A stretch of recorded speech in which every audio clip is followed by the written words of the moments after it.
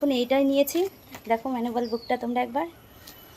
চলো, এখানে আমাকে একটা দিয়েছে চার্জার পিনও, দেখো জানি না কেন দিয়েছে, আমি যেহেতু এটা এখনো ইউজ করিনি।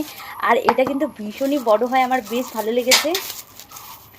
দেখো জাস্ট আমার এতটা ভালো লাগছে এই স্ট্যান্ডটা কিনতে পেরে, যেহেতু আমি কতদিন ধরে ভালো ভিডিও করতে পারছিলাম না। আমি অনেক ভিডিও ভেবে রেখেছি, কিন্তু ধরে দেওয়ার মতন কেউ নেই। আর মা যেহেতুই হোক অতটা ভালো করে কিন্তু ধরে দিতে পারে না, তাও অনেকটাই আমার মা ধরে দেয় কিন্তু ক্যামেরা। আমার যেহেতু স্ট্যান্ডটা খুবই প্রয়োজন ছিল, আর এমন গিফট পেতে কারি না ভালো লাগে, তাই না? আমার বেশ ভালো লাগছে এই গিফটটা, ভীষণই বড় হয়, দেখে নাও একবার। এতটা বড়, যেটা আমার থেকে তুলনায় তো অনেকই বড়। এটার সঙ্গে দেখো একটা দূরের থেকে আমি কিন্তু ক্যামেরাটাকে অনও করতে পারবো, অফও করতে পারবো, এটা রয়েছে। এতটা ভালো লাগছে গাইস, শুধু এই কথাটাই তোমাদের সঙ্গে বলতে ইচ্ছে করছে। আর এটা কিন্তু খুবই ট্রাভেল ফ্রেন্ডলি, আমি এখন এটা দিয়ে ভালো করে ব্লগও করতে পারবো কোথাও গেলে।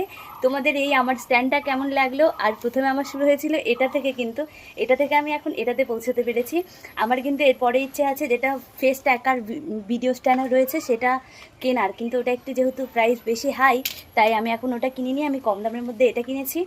আমার এই স্ট্যান্ডটা তোমাদের কেমন লাগলো সেটা কিন্তু অবশ্যই বলবে। আমি কিন্তু চাইলে এখনই ওটা কিনতে পারতাম, ওটার প্রাইস এখন 2-3 হাজার টাকা। আমি মনে করলাম 2-3 হাজার টাকা এখন ইনভেস্ট করার থেকে আমার কাছে কিন্তু এটা অনেকটাই বেস্ট। যখন আমার 200-300 টাকায় কাজ চলেই যাচ্ছে, তখন 2-3 হাজার টাকা ইনভেস্ট করার কিন্তু কোনো মানেই নেই। আচ্ছা তোমরাই বলো তো আমার এই ডিসিশনটা তোমাদের কেমন লাগলো? যদি আমার ডিসিশনটা ভালো লেগে থাকে তাহলে অবশ্যই কমেন্ট করে বলবে। চলো টাটা, দেখা হবে তোমাদের সঙ্গে নতুন ভিডিওতে। ততক্ষণ তোমরা ভালো থেকো, সুস্থ থেকো।